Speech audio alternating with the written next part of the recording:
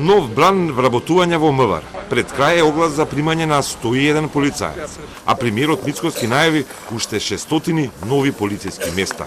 Тврди дека имало многу работа, а полицијата немала доволно потенцијал за да се бори против криминалот. Навистина, изминативе години е правен, би рекол, епски криминал.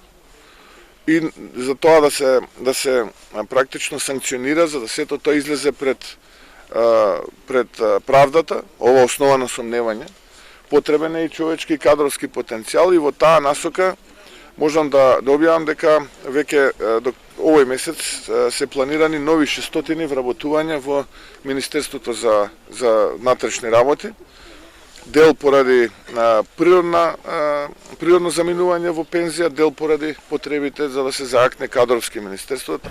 Нема детали за каков тип на полицајци и инспектори ќе се бараат со новиот оглас, но познати се критериумите и профилите на оние кои се бараат за огласот распишан на 2 декември. 48 треба да имаат завршено факултет. Најмногу се бараат дипломирани правници, економисти или со факултет за безбедност. Но за крим лабораториите на МВР се бараат и 9 со завршени информатички или електротехнички студии и 7 кои имаат диплома по биологија, хемија или биохемија. Се бараат 53 нови полицајци со завршено средно образование.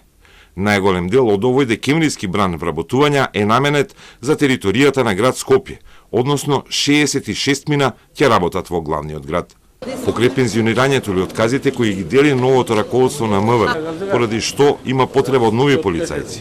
Има и така наречени бумеранг полицајци кои биле отпуштени претходно во мандатот на Спасовски, но се враќаат назад со судски пресуди за незаконски откази.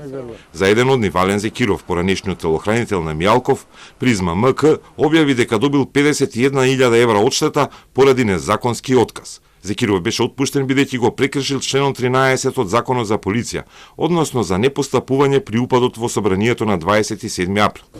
Но судот оцени дека постапката за отказ била незаконска. МВР првично не одговори, но при второто поставување на прашањето каде сега работи Зекиров, ни врати одговор дека е аналитичар во полициската станица Битпазар. Ви известуваме дека именуваниот е вратен на работа во Министерството за внатрешни работи, на работно место самостојан аналитичар за статистичко истражување и документирање, во одсек за статистика и документирање при единицата за внатрешни работи Центар и Битпазар, сектор за внатрешни работи Скопје, сметано од 1 јуни 2023 година.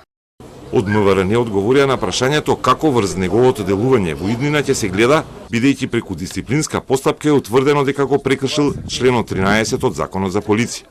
Од Министерството само се повикаа на правосилната пресуда со која е утврдено дека Зекиров незаконски е отпуштен.